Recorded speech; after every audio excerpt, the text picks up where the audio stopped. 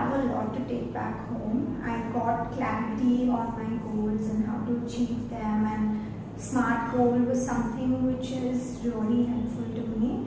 And yeah, I'm very impressed by the way everything's been communicated to us. One big key takeaway was to think for myself from my visualization of the next 5 years, instead of nudging myself to actually be like that I have to do this, I have to do that. Work from an area of my life that where I want to be.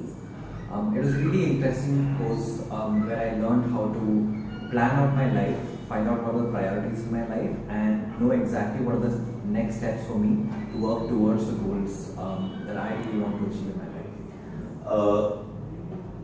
In this workshop, I learned something new, and that was to put numbers and measurable quantities to my goals, which I never did before. I had just vague description of my goals, but Neeti made me realize that I have to put numbers, specifics, and that was something new I learned, and I thank her for it.